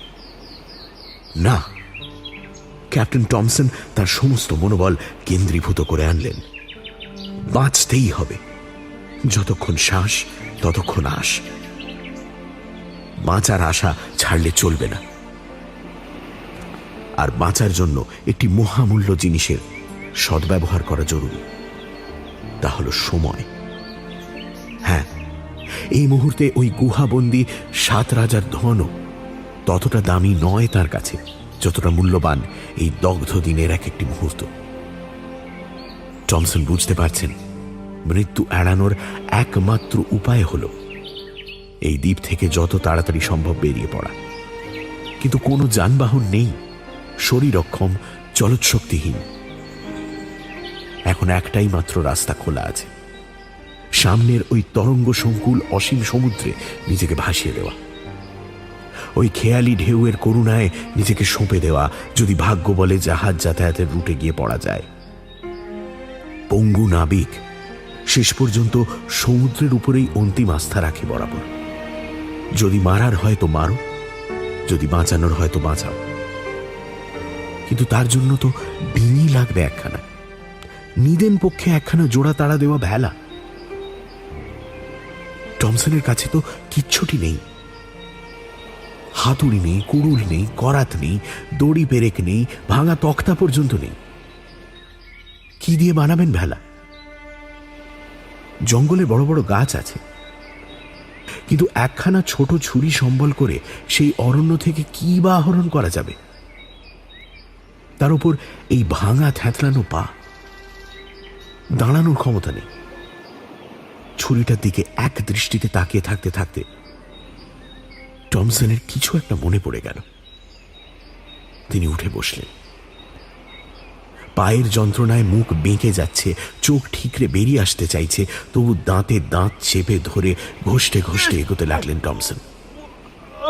খুব ধীরে ধীরে ব্যথার সঙ্গে যুদ্ধ করতে করতে জঙ্গলের মধ্যে ঢুকলেন ওইভাবেই, মাটিতে কোমর ঘষে ঘষে। তারপর বহু কষ্টে একটা মাপসই ডাল ভেঙে ছুরি দিয়ে কেটে তৈরি করলেন একটা ক্রাচ। তাতে ভর দিয়ে এবার দাঁড়ালেন কোন রকমে। চেষ্টা করতে করতে হাঁটতেও পারলেন অল্প স্বল্প। পথ চিনে চিনে সেই জায়গাটায় গিয়ে পৌঁছলেন ঠিক যেখানে তিনি বাঁধন কেটে উধাও হয়েছিলেন ব্রিটিশ যোদ্ধাদের খপ্পর থেকে। সেখানে পৌঁছেই ক্যাপ্টেন টমসন মুহূর্তের জন্য ব্যথা যন্ত্রণা ভুলে বলে অস্ফুটে আনন্দে শব্দ করে উঠলেন, দড়িটা! সেই যে তার কোমরে লম্বা দড়ি বেঁধেছিল ইংরেজরা, সেই দড়িটা এখনো পড়ে রয়েছে গাছের নিচে। অনেকটা লম্বা, প্রায় 20 হাত, বেশ মজবুত। টমসন দক্ষ নাবিক, জানেন এইরকম একটা দড়ির টুকরো এই পরিস্থিতিতে কি বিপুল সহায় হতে পারে তাঁর। ক্যাপ্টেনের পেছনে পেছনে জঙ্গলে ঢোকার সময় কুড়ুল দিয়ে 2-4খানা গাছ কিংবা মোটাসোটা ডাল কাটতে কাটতে এগিয়েছিল ইংরেজ নাবিকেরা। অল্প খুঁজতেই সেগুলো চোখে পড়ল। সোজা দেখে কয়েকটা মোটা গুঁড়ির মতো ডাল বেছে নিলেন টমসন। জঙ্গলের মধ্যে এমনি ভেঙে পড়া কয়েকটা গাছও মিলবে নিশ্চয়ই। দড়ি দিয়ে বেঁধে ওগুলোকে নিয়ে যেতে হবে সমুদ্রের ধার পর্যন্ত। খোঁড়া পা নিয়ে কাজটা প্রায় অসম্ভবেরই কাছাকাছি, কিন্তু মৃত্যু যেখানে একমাত্র বিকল্প, সেখানে জীবনের পক্ষে বাজি ধরা ছাড়া আর কোনো উপায় নেই ক্যাপ্টেনের। বহুক্ষণ লাগলো পুরো কাজটা করতে। কতক্ষণ সে হিসেব রাখতে পারলেন না টমসন। 3-4 বার তো চোখে অন্ধকার দেখে থেমেই গেলেন, কিন্তু কিছুক্ষণ পর টলতে টলতে হাতড়াতে হাতড়াতে শুরু করতে হলো। থেমে যাওয়া মানেই যে মৃত্যু। বেলা দ্বিপ্রহর। গাছের ডালগুলো পাশাপাশি সাজিয়ে বাঁধা ছাঁদার শেষ। এর বেশি আর কিছু করে ওঠার সামর্থ্য তার নেই, বুঝতে পারছেন টমসন। ভেলাটাকে জলে ভাসিয়ে তার উপর চড়ে বসলেন। কোনো রকমে দড়িটার একটা প্রান্ত কোমরে বেঁধে শক্ত করে গিঁট দিলেন, ভেলা থেকে যাতে ছিটকে না যেতে হয় ঢেউয়ের ধাক্কায়। আর 2 হাতে 2খানা সরু সরু ডাল। দাঁড় টানবার যথাসাধ্য চেষ্টা ওই দুটো দিয়েই করতে হবে। ঢেউয়ের মাথায় নাচতে নাচতে নিরুদ্দেশ যাত্রায় বেরিয়ে পড়ল ক্যাপ্টেন টমসনের ভেলা। 8 দিন 8 রাত ঢেউয়ের ঝাপটা খেলেন টমসন। জোড়াতালি দেওয়া দুর্বল ভেলা এই ভাসে, এই ডোবে, এই ঘূর্ণিতে পাক খায় তো পরক্ষণেই এলোমেলো গতিতে এগিয়ে যায়। কোন দিকে যাচ্ছে, কোন ঠিকানায় পাড়ি দিচ্ছে তার কোনো হদিশ নেই। টমসন প্রথম 2 দিন দাঁড় টেনেছিলেন, তারপর আর শরীর দেয়নি, এলিয়ে পড়ে আছেন। কোমরের দড়িটা শক্ত করে ভেলার গায়ে বাঁধা না থাকলে কবেই ছিটকে বেরিয়ে যেতেন তিনি। দড়িটাই তাকে ভেলার সঙ্গে সেঁটে রেখেছে এত তোলপাড়ের মধ্যেও। তবু রেহাই তো নেই। যখন ভেলা ডুবে যাচ্ছে তিনিও তখন 3 হাত জলের নিচে হাবুডুবু খাচ্ছেন। মোচার খোলার মতো নাচছে তো তিনিও সেই দুলুনির শরিক। এইভাবে 8 দিন 8 রাত। খাবার নেই, জল নেই, মুখে সমুদ্রের নোনা জল ঢুকে যায়। থু থু করে সবটুকু বের করে না দিলে সারা শরীর পাক দিয়ে ওঠে। সবচেয়ে সমস্যা, পায়ের ক্ষতটা ক্রমাগত বিষিয়ে উঠেছে নুন জল লেগে। দিনের বেলা ওটার দিকে তাকাতে ভয় করে, এতটাই পুঁজ জমে ফুলে উঠেছে জায়গাটা। শেষ পর্যন্ত জ্ঞান অজ্ঞানের মাঝামাঝি একটা ঘোরের মধ্যে চলে গেলেন টমসন। মানুষ যতটুকু সহ্য করতে পারে সেই সীমারেখা পেরিয়ে চলে গেলেন অনেক দূর। এখন একটা ক্ষীণ ঘোলাটে বিকার এসে মাঝে মাঝে আচ্ছন্ন করে দিচ্ছে। চিত হয়ে ভেলায় শুয়ে ওপরের অনন্ত আকাশে মেঘের খেলা দেখতে দেখতে অতীতের কত টুকরো ছবি যে ভেসে ওঠে চোখের সামনে। আপন মনে হাসেন, কাঁদেন, তারপর আবার চেতনা হারিয়ে মৃতের মতো পড়ে থাকেন ক্যাপ্টেন টমসন। দড়িতে বাঁধা অচৈতন্য শরীরটাকে নিয়ে লাট খেতে খেতে অনির্দেশ্য গন্তব্যে ভেলা ভেসে যায়। মাঝে মাঝে চকিতে জ্ঞান ফেরে। হয়তো মধ্যরাতে চতুর্দিক নিকষ অন্ধকার, ঢেউয়ের গর্জন, বহু মাইল ওপরে তারায় ভরা আকাশ, কিংবা চড়চড় করছে দুপুরের রোদ, ওপর দিকে তাকানো যাচ্ছে না, এত তাপ। টমসন ছেলে মানুষের মতো অবাক হন। এ কি, এখনো তিনি বেঁচে? কতদিন, কত রাত কাটল? এতক্ষণে তো মরে ভূত হয়ে যাওয়ার কথা। নাকি ভূতই হয়ে গেছেন, বুঝতে পারছেন না। মৃত্যুর পরেও কি বোধ অবশিষ্ট থাকে? ভাবতে ভাবতেই পায়ের ক্ষত তীব্র যন্ত্রণা দিয়ে জানান দেয় তিনি এখনো বেঁচে আছেন। উফ, এখনো যে কি করে সহ্য করতে পারছেন টমসন? এত তার প্রাণ শক্তির জোর। ভাবতে ভাবতে ফের জ্ঞান লোপ পায় তাঁর। অবিকল এক মৃতদেহের মতো ভেলায় বাঁধা অবস্থায় স্রোতের করুণায় ভেসে যায় অচেতন শরীরটা। কিছুটা দক্ষিণ পশ্চিমে, তারপর ফের পূবের দিকে। বিপুল প্রশান্ত মহাসাগর যেন কৌতুকী ক্রীড়ায় মেতেছে তুচ্ছ নশ্বর একটি খেলনা নিয়ে। কোকোস দ্বীপ থেকে প্রায় 450 মাইল দূরে গভীর সমুদ্রের মধ্যে একটি তিমি শিকারী নৌকো প্রথম ভেলাটাকে দেখতে পেল। তারিখটা 17 মে। টমসন কোকোস থেকে ভেলা ভাসানোর পর পাক্কা 9 দিন কেটে গিয়েছে। শেষ 1.5 দিন টমসনের জ্ঞান ফেরেনি আর। নৌকো শিকারীরা যখন প্রায় পচে যাওয়া ভেলা থেকে কঙ্কালসার দেহটা উদ্ধার করল, তারাও আশা করেনি যে মানুষটার কোথাও কোনো প্রাণের স্পন্দন আছে।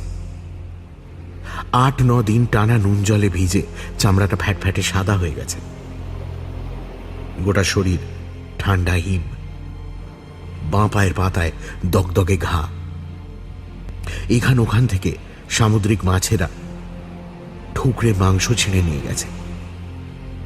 সেসব জায়গাও ক্ষতবিক্ষত।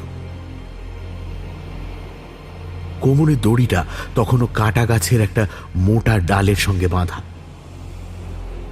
সেটা খুলতে খুলতেই বুকে কান পেতে শুনছিল একজন শিকারী। সে চেঁচিয়ে উঠেছিল, আরে আরে, এই যেন বেঁচে আছে মনে হচ্ছে। অবিশ্বাসী ভঙ্গিতে এগিয়ে এসেছিল আরো একজন। তারপর সেও বলে উঠল, তাই তো, দুকদুক করছে এখনো। তারপর 2 দিন সেই নৌকোতেই জমে মানুষে টানাটানি চলল। লোকগুলো সেবা করল বিস্তর। 3য় দিনে টমসন চোখ মেলে তাকালেন। শূন্য দৃষ্টিতে ফেলিয়ে তাকালেন চারদিকে। মুখে কথা নেই। আপনি কোথা থেকে আসছিলেন? আপনি কোন জাহাজে ছিলেন? কি করে এরকম হলো? লোকগুলো ঝুঁকে পড়ে অনেক প্রশ্ন করল। টমসন বেকুবের মতো চেয়েই রইলেন কেবল। তার কিছু মনে পড়ছে না, কিচ্ছু না। আপনার নাম, দেশ, ঠিকানা? নির্বোধ দৃষ্টিতে অল্প অল্প মাথা নাড়েন টমসন। দেশ, ঠিকানা, কে জানে এসব কথার কি মানে? নামটাই বা কি? হাজার চেষ্টাতেও টমসনের মনের মধ্যে কোনো ঝিলিক ফোটে না। গাঢ় অন্ধকারে তলিয়ে গিয়েছে সব স্মৃতি। লোকগুলো ফিসফিস করে পরস্পরকে বলে, হবে না, যে অভিজ্ঞতার মধ্যে দিয়ে এসেছে কদিন, মগজের মধ্যে ওলট পালট হয়ে যাওয়াটাই তো খুব স্বাভাবিক। আমরা তাহলে একে নিয়ে কি করব? দেখা যাক, বড় জাহাজটা চোখে পড়লে সেখানে তুলে দিতে হবে। এর চিকিৎসাও তো দরকার। পায়ের অবস্থা দেখেছো? এভাবে পড়ে থাকলে ওই ঘা বিষিয়েই মরে যাবে লোকটা। পরের দিনই দেখা মিলল জাহাজে। সৌভাগ্যই বলতে হবে। নিউফাউন্ডল্যান্ডের বন্দরে ভিড়বে বলে চলেছে বিশাল যাত্রীবাহী জাহাজ ইনস্টিংক্ট। সেই জাহাজেই মৃতপ্রায় স্মৃতিভ্রষ্ট লোকটিকে তুলে দিল তিমি শিকারীরা। বিখ্যাত চিকিৎসক ফ্র্যাঙ্ক কিটিং ছিলেন জাহাজে। তিনি শিউরে উঠলেন মানুষটির পায়ের অবস্থা দেখে। এ কি? এই যে এক্ষুনি ব্যবস্থা করতে হবে, সাংঘাতিক অবস্থা হয়েছে। ওষুধ বিশুদ্ধ দিয়ে কিন্তু কাজ হলো না। দীর্ঘদিন নোনা জলের সংস্পর্শে আর বিনা চিকিৎসায় ক্ষত দুরারোগ্য হয়ে উঠেছে। ফেলে রাখলে ধনুষ্টঙ্কার হয়ে অবধারিত মৃত্যু। হাঁটু থেকে কেটে ফেলা ছাড়া আর গতি নেই, ভুরু কুচকে বলে উঠলেন ডাক্তার। এই কাজ আগেবার কয়েক করেছেন তিনি। বুঝতে পারছেন কাজটা করতে হবে দ্রুত। জাহাজেই অস্ত্রোপচারের সব ব্যবস্থা করে ফেললেন কয়েক ঘন্টার মধ্যে। 19 শতকের গোড়ায় বেহুশ করার জোগাড় যন্ত্র সেভাবে ছিল না। বিশেষত রোগীর যা শারীরিক অবস্থা, মাদক টাদক খাইয়ে কোনো রকম ঝুঁকি নেওয়াও যাবে না। অগত্যা উপায় একটাই। 4 জন তাগড়াই চেহারার লোক হাত পা চেপে ধরল, আর ধারালো অস্ত্র নিয়ে এগিয়ে এলেন ডক্টর কিটিং। পচা ঘায়ে ফুলে ঢোল হয়ে যাওয়া যন্ত্রণায় আধখানা পা তলিয়ে গেল প্রশান্ত মহাসাগরের জলে, আর বদ্ধ পশুর মতো আর্তনাদ করতে থাকলেন একদা গ্রিন অলিভ জাহাজের দুর্দণ্ড প্রতাপ ক্যাপ্টেন টমসন। এখন তিনি এক পঙ্গু জড়ভরত, নিজের নামটুকু পর্যন্ত মনে করতে পারেন না। আর কোকোস দ্বীপের সেই গুপ্তধন, তা এখন প্রশান্ত মহাসাগরের চেয়েও অতল এক বিস্মৃতির তলায় ডুবে গিয়েছে। সারা বিশ্বে সেই লুকোনো সম্পদের হদিশ আর একটি প্রাণীও জানে না। কোনোদিন কেউ জানবে এমন সম্ভাবনাও ক্ষীণ।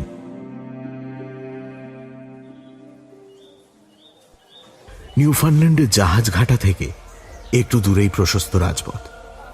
19 শতকের মাঝামাঝি নাগাদ সেই পথের ধারে এক উস্কো খুস্কো চেহারার পাগলকে ভিক্ষে করতে দেখা যেত। লোকটার একটা পা হাঁটু থেকে কাটা, সারা গায়ে অসংখ্য ক্ষতচিহ্ন, মাথা ভর্তি জট পাকানো সোনালি চুল, এক মুখ দাড়ি। বয়স বোঝা যেত না ঠিক, তবে 60 পেরিয়েছে যে বহুদিন, এ বিষয়ে সন্দেহ নেই। বছরের পর বছর ওইখানেই ওর আস্তানা। কোথা থেকে এসেছে, কি ওর ইতিহাস, কেউ জানে না। রাজপথের ধারে পাগলকে বসে থাকতে দেখে অনেক লোকই একটা দুটো পয়সা ছুঁড়ে দিত। লোকটা কখনো কখনো সেগুলো জড়ো করে অনেকক্ষণ ধরে গুনত, আবার কখনো ছুঁয়েই দেখত না, যখন যেমন খেয়াল। মাঝে মাঝে গুম হয়ে বসে থাকতো চুপচাপ, ভুরু খুঁজকে খুব গভীরভাবে কিছু একটা ভাবতো যেন। কি যেন একটা তার মনে পড়তে পড়তেও পড়ছে না এমন একটা ভঙ্গি করে নিজের মাথায় দুম দুম ঘুষি মারত, টেনে টেনে চুল ছিঁড়ত। তারপর খুব মন দিয়ে ফুটপাথের ওপর কি সব আঁক ঝোঁক করত কাঠকয়লা দিয়ে, যেন একটা ম্যাপ কিংবা নকশা গোছের কিছু। পথচারীরা উঁকি দিয়ে দেখতে গেলেই চট করে মুছে ফেলত বা হাত চাপা দিয়ে দিত। দেখতে দেবে না কিছুতেই, ভারী গোপন ব্যাপার। একদিন আবার অন্য মূর্তি। রাস্তার লোকজনকে ডেকে ডেকে চাপা গলায় নানান রকম উদ্ভট গল্প শোনাত। গোপন এক জায়গায় তার নাকি অনেক সোনাদানা রাখা আছে। সে নাকি এই দুনিয়ার সেরা বড় লোক। শুধু একবার যদি সেই গুপ্ত জায়গাটার নাম মনে পড়ে যায়, ব্যাস আর চিন্তা নেই। আরে তুমি তো নিজের নামটাই জানো না হে। টিটকিরি দিত লোকজন, পাগল খেঁকিয়ে উঠত। তাতে কি তাতে কি তাতে কি হ্যাঁ তাতে কি সোনাদানাগুলো পেয়ে গেলেই আমি জব্বর দেখে একখানা নতুন নাম রাখবো নিজের। নিজের নামের চেয়েও এখন সেই জায়গাটার নাম মনে পড়ানো বেশি জরুরি। উফ, একবার শুধু যদি মনে করতে পারতাম, একবার যদি মনে করতে পারতাম। জায়গাটা কিরকম সেটাও ভুলে গেছো? পাহাড় না মরুভূমি, জঙ্গল না সমুদ্র, সেটাও মনে নেই? প্রশ্নকর্তাদের গলায় ঠাট্টার সুর। মাথার চুল খামচে ধরে বহুক্ষণ ভাবত লোকটা। ঝাপসা ঝাপসা কয়েকটা ছবি এক একবার ফুটে উঠেই মিলিয়ে যায়। পাথরের গায়ে আছড়ে পড়া ঢেউয়ের ফেনা, গা ছমছমে বন, আকাশে আঙুল তুলে দাঁড়িয়ে থাকা লম্বাটে একটা পাহাড় চূড়া। এসব কি সত্যি না কল্পনা, নিজেই বুঝে উঠতে পারে না ঠিক। আর নামটা নামটা না, কিছুতেই একটা বর্ণ মাথায় আসে না। গাঢ় অন্ধকার। মাঝে মাঝে কিসের টানে যেন ক্রাচ টেনে টেনে ছুটে যেত জাহাজ ঘাটায়। যে কোনো একটা নোঙর বাঁধা জাহাজে উঠে যেত হাঁচড় পাঁচড় করে। ডেকের ওপর থেকে ঝুঁকে পড়ে চোখ কুঁচকে অন্তহীন সমুদ্রের গভীরে কোথাও দেখার চেষ্টা করত। লোকজন যখন ধরে বেঁধে তাকে নামিয়ে আনত, তখন সে প্রাণপণে চিৎকার করে উঠত, ওই যে দেখতে পেয়েছি, ওই যে সেই জাহাজটা। আমি যাবো ওই জাহাজটাই যাবো, ওই জাহাজটাই যাবো, আমি ওই জাহাজটাই যাবো। চুকচুক শব্দ করে সহানুভূতি দেখাতো লোকজন। আহারে বেচারা, মাথাটা একদম গন্ডগোল হয়ে রয়েছে সেই কত বছর ধরে।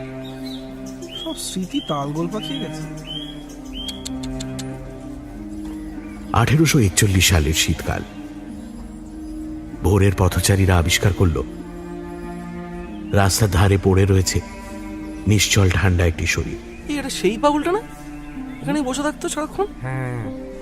হ্যাঁ হ্যাঁ এই হ্যাঁ গো, ঠান্ডায় মনে হয় জমি কাঠ হয়ে গেছে। কি সব শোনা? লোকেরা বলা বলি করল। পাশেই ফুটপাথের ওপর কাঠ কয়লা দিয়ে একটা ম্যাপ আঁকা। প্রথমটায় তেমন গুরুত্ব দেয়নি কেউ। পাগল কত রকমই তো আঁকতো নিজের খেয়ালে। তারপর একজন পথচারীর চোখে পড়ল শুধু ম্যাপ নয়, তার এই পাশে ও পাশে বড় বড় হরফে নানান রকম নাম লেখা রয়েছে। Lima, green olive, Cocos, Thomson. কে জানে এসবের কি মানে? কোনো যোগসূত্র আছে বলে তো মনে হচ্ছে না। উকি মেরে বলল একজন পথিক। একটা বুড়ো লোক অনেকক্ষণ দেখে শুনে বলল, হয়তো মরার আগে স্মৃতি ফিরে পেয়েছিল, এখন আর জানার কোনো উপায় নেই। হয়তো কোনো মানে আছে সব কথার। সব পাগলের প্রলাপ। একজন সাফাই কর্মী এসে ধুয়ে মুছে পরিষ্কার করে দিল জায়গাটা, আর মৃতদেহটা চলে গেল পপার্স গ্রেভইয়ার্ডে, ভিখিরিদের কবরখানায়। কবর খুঁড়তে খুঁড়তে একজন খনন কর্মী নিজের মনেই হেসে ফেলল। এই উন্মাদ লোকটা কেবলই বলতো ওর নাকি প্রচুর গুপ্তধন আছে। দেখো, ঝুলিতে 3টি মাত্র তামার পয়সা। দা, ওর কবরের মধ্যে ওগুলো রেখে দাও, বলো গুপ্তধন নিয়ে ঘুমোক চিরকালের মতো। ঝুপঝুপ করে মাটি পড়ে গেল কফিনের উপর।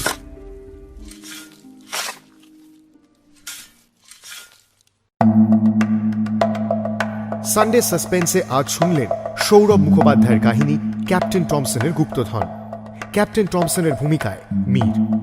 গল্প পাঠে ডায়াস, কটেস, বেনিটো, ফ্র্যাঙ্ক কিটিং, সেনাপতি, সাফাই কর্মী ও যোদ্ধার চরিত্রে দ্বীপ। অমাত্য, অত্রি, অমর্ত্য, দ্বীপ এবং সোমক। ব্যালভার্ডি পুষ্পক, ইংরেজ যোদ্ধা ও খননকর্মী সোমক। শিকারীর ভূমিকায় শায়ক ও সৈকত। এছাড়া অন্যান্য চরিত্রে সম্রাট, রিচার্ড, সুদর্শন, সৈকত, শায়ক ও অত্রি। গল্পের সূত্রধার আমি, অগ্নি। পর্ব পরিচালনায় গোধূলি এবং দ্বীপ। ধ্বনি পরিকল্পনা সৌম্য ও Shubho. Poster design team asterisk. শেষ হল সৌরভ মুখোপাধ্যায়ের কাহিনী ক্যাপ্টেন টমসনের গুপ্তধন। আগামী সপ্তাহে আরও একটি রোমাঞ্চকর গল্প নিয়ে হাজির হবে সানডে সাসপেন্স।